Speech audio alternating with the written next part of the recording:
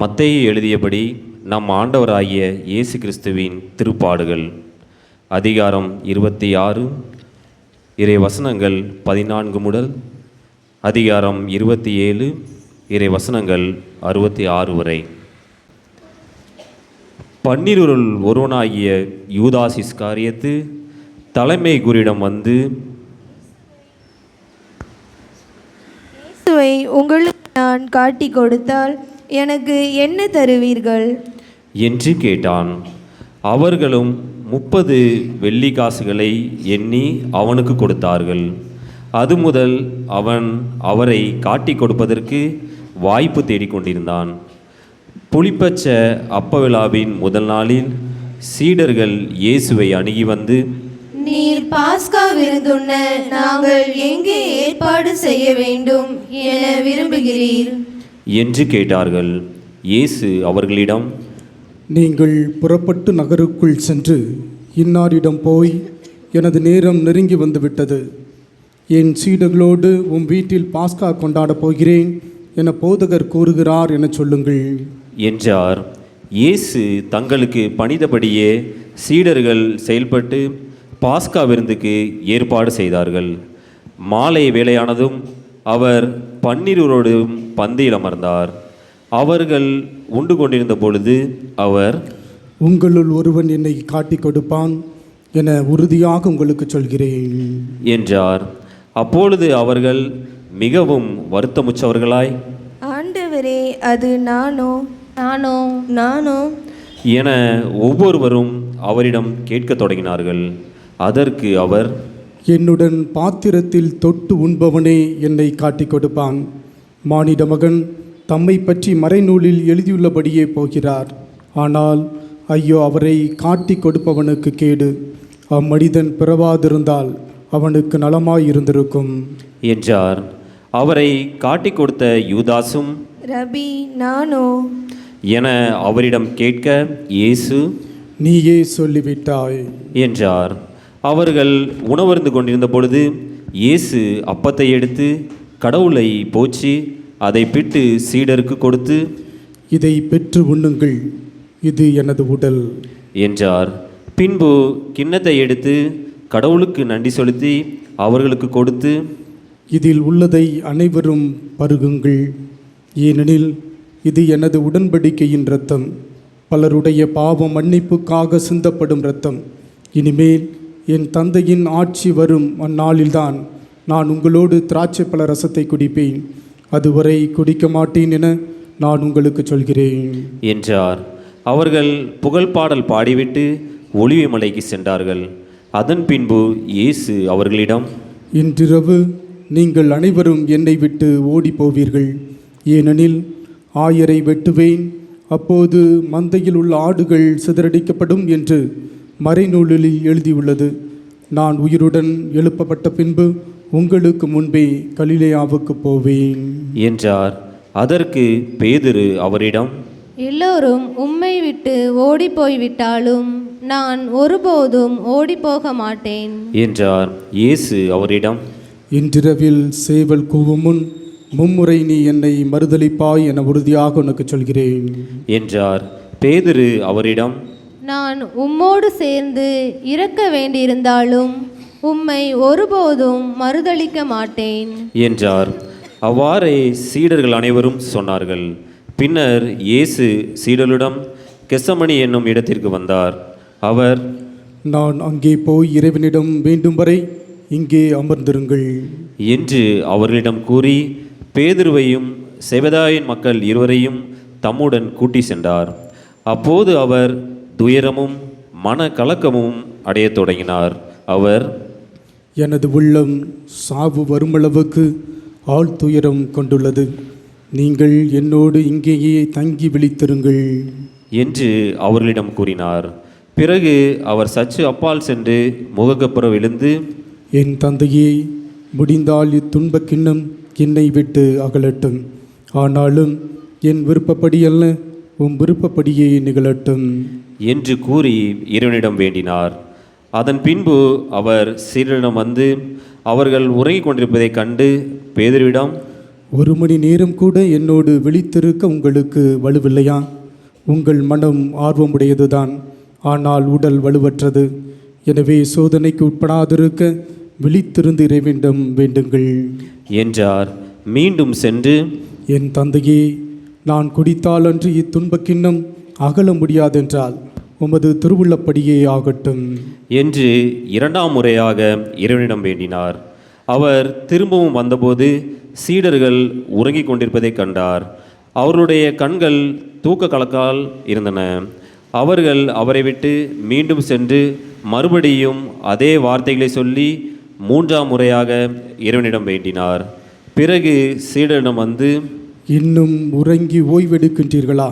பாருங்கள், நேரம் நெருங்கி வந்துவிட்டது. மானிட மகன் பாவிகளின் கையில் ஒப்புவிக்கப்படுகிறார். எழுந்திருங்கள், போவோம். இதோ என்னை காட்டிக் கொடுப்பவன் நெருங்கி வந்துவிட்டான் என்று கூறினார். இயேசு தொடர்ந்து பேசிக்கொண்டிருந்த பொழுது 12 ஒருவனாகிய யூதாசு அங்கு வந்தான். அவனோடு குருக்களும் மக்களின் மூப்பர்களும் அனுப்பிய பெருங்கூட்டம் வாள்களோடும் தடிகளோடும் வந்து அவர்களை காட்டிக் கொடுக்க இருந்தவன், ஒருவனை முத்தமிடுவேன், அவர்தாம் இயேசு, அவரை பிடித்து கொள்ளுங்கள் என்று அவர்களுக்கு அடையாளம் சொல்லியிருந்தான். அவன் நேராக இயேசுவிடம் சென்று, ரபி வாழ்க என கூறிக்கொண்டே அவரை முத்தமிட்டான். இயேசு அவனிடம், தோழா, எதற்காக வந்தாய் என்று கேட்டார். அப்போது அவர்கள் இயேசுவை அணுகி அவரை பற்றி பிடித்து கைது செய்தனர். உடனே இயேசுவோடு இருந்தவருள் ஒருவர் தமது கையை நீட்டி வாளை உருவி தலைமை குருவின் பணியாளரை தாக்கி அவருடைய காதை துண்டித்தார். அப்பொழுது இயேசு அவரிடம், உனது வாளை அதன் உரையில் திரும்ப போடு. ஏனெனில் வாளை எடுப்போர் அனைவரும் வாளால் அழிந்து போவர். நான் என் தந்தையின் துணையை வேண்ட முடியாதென்றான் நினைத்தாய்? நான் வேண்டினால் அவர் 12 பெரும் படைப்பிரிவினருக்கு மேற்பட்ட வானதூதரை எனக்கு அனுப்பி வைப்பார். அப்படியானால் இவ்வாறு நிகழ வேண்டும் என்றே மறைநூல் வாக்குகள் எவ்வாறு நிறைவேறும் என்றார். அவ்வேளையில் இயேசு மக்கள் கூட்டத்தை பார்த்து, கல்வனை பிடிக்க வருவது போல் வாள்களோடும் தடிகளோடும் என்னை கைது செய்ய வந்தது ஏன்? நான் நாள்தோறும் கோவிலில் அமர்ந்து கற்பித்து கொண்டிருந்தேன், நீங்கள் என்னை பிடிக்கவில்லையே. இறைவாக்கினர் எழுதியவை நிறைவேறவே இவை அனைத்தும் நிகழ்கின்றன என்றார். அப்பொழுது சீடர்கள் எல்லாரும் அவரை விட்டுவிட்டு தப்பி ஓடினார்கள். இயேசுவை பிடித்தவர்கள் அவரை தலைமை குரு கயபாவிடம் கூட்டி சென்றார்கள். அங்கே மறைநூல் அறிஞரும் மூப்பர்களும் கூடி வந்தார்கள். பேதுரு தொலைவில் அவரை பின்தொடர்ந்து தலைமை குருவின் வீட்டு முச்சம் வரை வந்து வழக்கின் முடிவு பற்றி தெரிந்து கொள்வதற்காக உள்ளே நுழைந்து காவலரோடு உட்கார்ந்திருந்தார். தலைமை குருக்களும் தலைமை சங்கத்தார் அனைவரும் இயேசுவுக்கு மரண தண்டனை விதிக்க அவருக்கு எதிராக பொய் சாட்சி தேடினர். பல பொய் சாட்சிகள் முன்வந்தும் ஏற்ற சாட்சி கிடைக்கவில்லை. இறுதியாக 2 முன்வந்தனர். அவர்கள், இவன் கடவுளுடைய திருக்கோவிலை இடித்து அதை 3 நாளில் கட்டி எழுப்ப என்னால் முடியும் என்றான் என்று கூறினார்கள். அப்பொழுது தலைமை குரு எழுந்து அவரிடம், இவர்கள் உனக்கு எதிராக கூறும் சான்றுக்கு மறுமொழி கூற மாட்டாயா என்று கேட்டார். ஆனால் இயேசு பேசாதிருந்தார். மேலும் தலைமை குரு அவரிடம், நீ கடவுளின் மகனாகிய மெஸ்ஸியாவா? வாழும் கடவுளின் பெயரால் ஆணையிட்டு சொல்லுமாறு உன்னிடம் கேட்கிறேன் என்றார். அதற்கு இயேசு, நீரே சொல்லுகின்றீர். மானிட மகன் வல்லவராம் கடவுளின் வலப்புறத்தில் வீற்றிருப்பதையும் வான மேகங்கள் மீது வருவதையும் இது முதல் நீங்கள் காண்பீர்கள் என உங்களுக்கு சொல்கிறேன் என்றார். உடனே தலைமை குரு தம் மேலுடையை கிழித்து கொண்டு, இவன் கடவுளை பழித்துரைத்தான். இன்னும் நமக்கு சான்றுகள் தேவையா? இதோ இப்பொழுது நீங்களே பழிப்புரையை கேட்டீர்களே, நீங்கள் என்ன நினைக்கிறீர்கள் என்று கேட்டார். அதற்கு அவர்கள், இவன் சாக வேண்டியவன் என பதிலளித்தார்கள். பின்பு அவருடைய முகத்தில் துப்பி அவரை கையால் குத்தினார்கள். மேலும் சிலர் அவரை கன்னத்தில் அறைந்து, இறைவாக்கினர் மெசியாவே, உன்னை அடித்தது யார் சொல் என்று கேட்டனர்.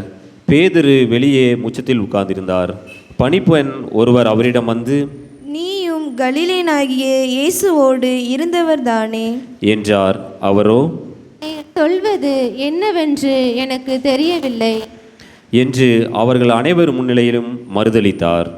அவர் வெளியே வாயில் அருகே சென்றபோது வேறொரு பணிப்பெண் அவரைக் கண்டு, இவன் நாசரேத்து இயேசுவோடு இருந்தவன் என்று அங்கிருந்திடம் சொன்னார்.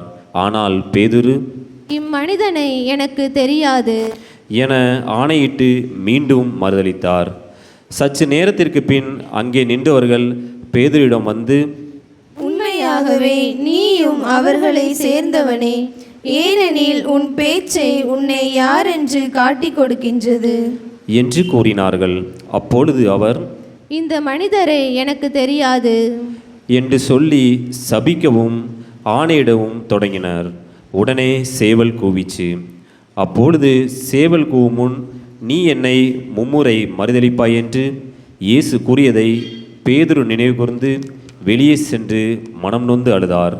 பொழுது விடிந்ததும் தலைமை குருக்கள் மக்களின் மூப்பர்கள் யாவரும் இயேசுவை கொல்ல அவருக்கு எதிராக ஆலோசனை செய்தனர். அவரை கட்டி இழுத்து சென்று ஆளுநர் பிலாத்துவிடம் ஒப்புவித்தனர். அதன்பின் இயேசு தண்டனை தீர்ப்பு அடைந்ததை கண்டபோது அவரை காட்டி கொடுத்த யூசாது மனமருந்தி தலைமை குருக்களிடமும் மூப்பர்களிடமும் 30 வெள்ளி காசுகளை திருப்பி கொண்டு வந்து, பழி பாவம் இல்லாதவரை காட்டி கொடுத்து பாவம் செய்தேன் என்றான். அதற்கு அவர்கள், அதை பற்றி எங்களுக்கு என்ன, நீயே பார்த்துக்கொள் என்றார்கள். அதன் பின்பு அவன் அந்த வெள்ளி காசுகளை கோவிலில் எறிந்துவிட்டு புறப்பட்டு போய் தூக்கு போட்டு கொண்டான். தலைமை குருக்கள் வெள்ளி காசுகளை எடுத்து, இது இரத்தத்திற்கான விலையாததால் இதை கோவிலில் காணிக்கை பெட்டியில் போடுவது முறையல்ல என்று சொல்லி கலந்தாலோசித்து அந்நியரை அடக்கம் செய்ய அவற்றை கொண்டு குயவ நிலத்தை வாங்கினார்கள். இதனால்தான் அந்நிலம் இரத்த நிலம் என இன்று வரை அழைக்கப்படுகிறது. இஸ்ரேல் மக்களால் விலை மதிக்கப்பட்டவருடைய விலையான 30 வெள்ளி காசுகளையும் கையில் எடுத்து, ஆண்டவர் எனக்கு பணித்தபடியே அதை குயவ நிலத்திற்கு கொடுத்தார்கள் என்று இறைவாக்கினர் இறைமையா உரைத்தது அப்பொழுது நிறைவேறியது. இயேசு ஆளுநன் பிலாத்து முன்னிலையில் நின்று கொண்டிருந்தார். ஆளுநன் அவனை நோக்கி, நீ யூதரின் அரசனா என்று கேட்டார். அதற்கு இயேசு, அவ்வாறு நீர் சொல்கின்றீர் என்று கூறினார். மேலும் தலைமை குருக்களும் மூப்பர்களும் அவர் மீது குற்றம் சுமத்திய போது அவர் மறுமொழியாக எதுவும் கூறவில்லை. பின்பு பிலாத்து அவரிடம், உனக்கு எதிராக எத்தனையோ சான்றுகள் கூறுகிறார்களே, உனக்கு கேட்கவில்லையா என்றான். அவரோ ஒரு சொல் கூட அவனுக்கு மறுமொழியாக கூறவில்லை. ஆகவே ஆளுநன் மிகவும் வியப்புற்றான். மக்களை விரும்பி கேட்கும் ஒரு கைதியை அவர்களுக்காக விழாவின் போது ஆளுநன் விடுதலை செய்வது வழக்கம். அந்நாளில் பரபா என்னும் பெயர் போன கைதி ஒருவன் இருந்தான்.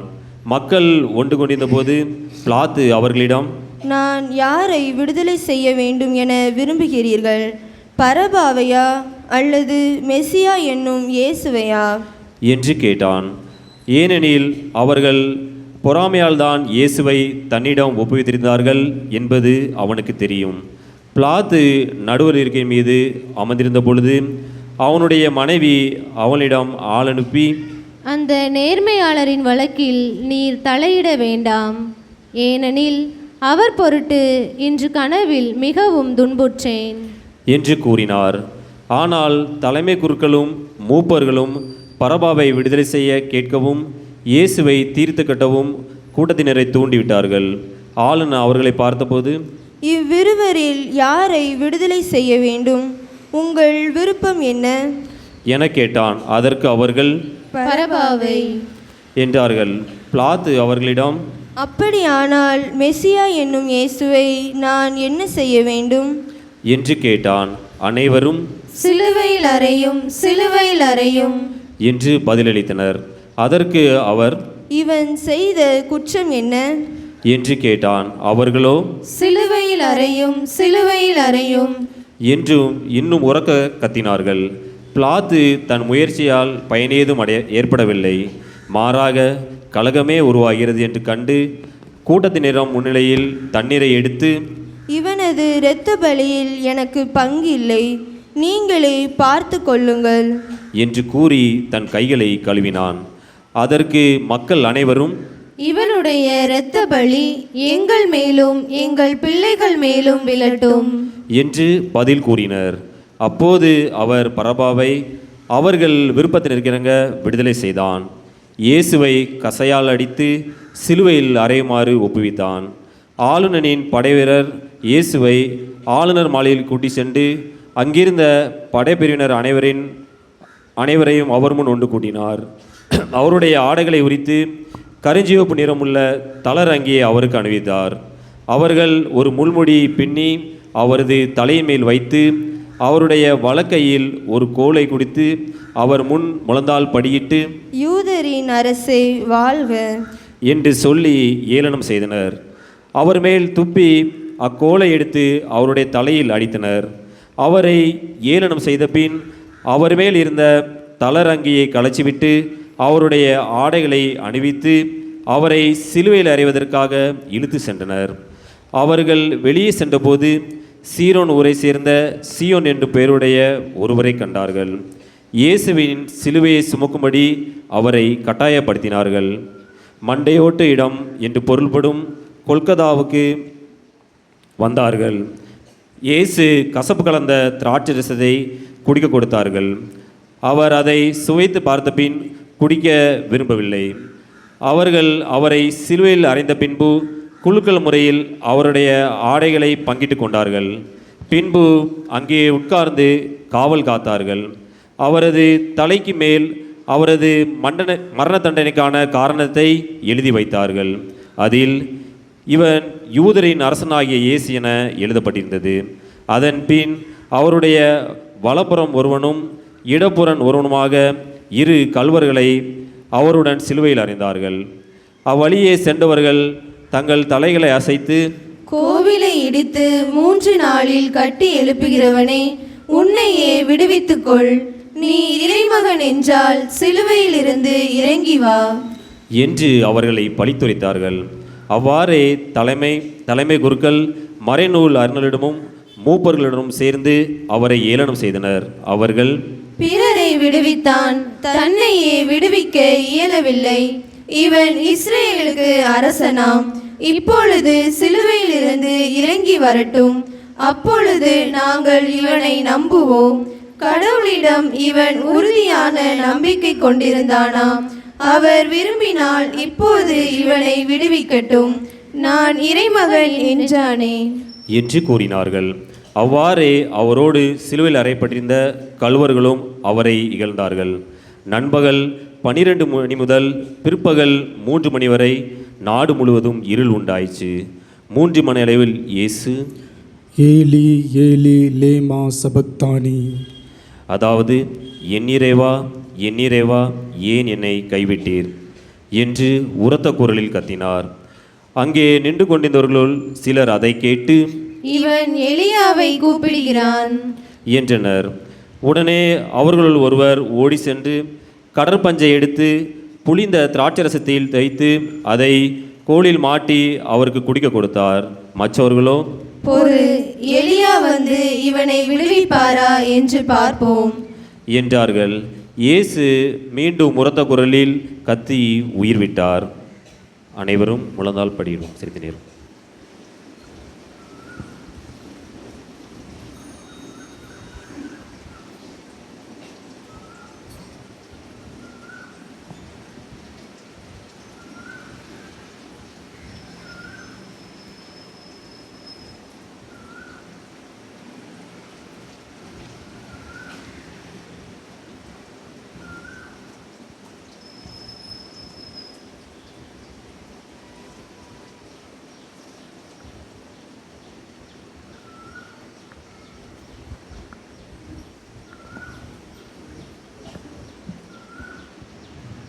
அனைவரும் எழுந்திருப்போம். அதே நேரத்தில் திருக்கோவிலின் திரை மேலிருந்து கீழ் வரை இரண்டாக கிழிந்தது. நிலம் நடுங்கியது. பாளைகள் பிளந்தன. கல்லறைகள் திறந்தன. இறந்த இறைமக்கள் பலரின் உடல்கள் உயிருடன் எழுப்பப்பட்டன.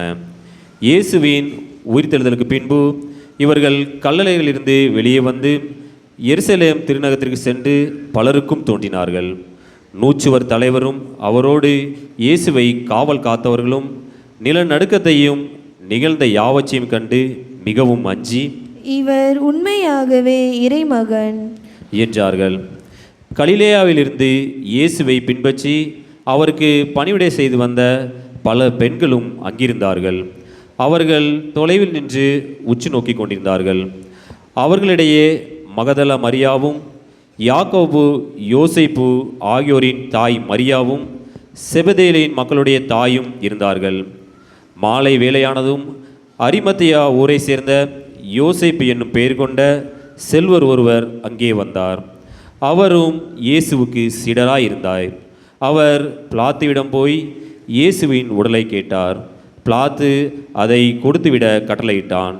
யோசேப்பு அவ்வுடலை பெற்று தூய்மையான மெல்லிய துணியில் சுற்றி தமக்கென பாதையில் வெட்டி வைத்திருந்த புதிய கல்லறையில் கொண்டு போய் வைத்தார். அதன் வாயிலில் ஒரு பெருங்கல்லை உருட்டி வைத்துவிட்டு போனார். அப்பொழுது மகதல மரியாவும் வேறொரு மரியாவும் அங்கே கல்லறைக்கு எதிராக உட்கார்ந்திருந்தனர். மறுநாள், அதாவது ஆயத்த நாளுக்கு அடுத்த நாள், தலைமை குருக்களும் பரிசேயர்களும் பிலாத்துவிடம் கூடி வந்தார்கள். அவர்கள், ஐயா, அந்த எத்தன் உயிருடன் இருந்த பொழுது 3 நாட்களுக்கு பின்பு நான் உயிருடன் எழுப்பப்படுவேன் என்று சொன்னது எங்களுக்கு நினைவில் இருக்கிறது. ஆகையால் 3 நாள் வரை கல்லறையை கருத்தாய் காவல் செய்ய கட்டளையிடும். இல்லையெனில் அவருடைய சீடர்கள் ஒருவேளை வந்து அவன் உலகை திருடி சென்றுவிட்டு இருந்த அவர் உயிருடன் எழுப்பப்பட்டார் என்று மக்களிடையே சொல்ல நேரிடும். அப்பொழுது முந்தின ஏமாற்று வேலையை விட பிந்தினது மிகுந்த கேடு விளைவிக்கும் என்றனர். அதற்கு பிலாத்து அவர்களிடம், உங்களிடம் காவல் வீரர்கள் இருக்கிறார்கள். நீங்களே போய் உங்களுக்கு தெரிந்தபடி கருத்தாய் காவல் செய்யுங்கள் என்றார். அவர்கள் போய் கல்லறையை மூடியிருந்த கல்லுக்கு முத்திரையிட்டு காவல் வீரர்களை கொண்டு கருத்தாய் காவல் செய்ய ஏற்பாடு செய்தார்கள்.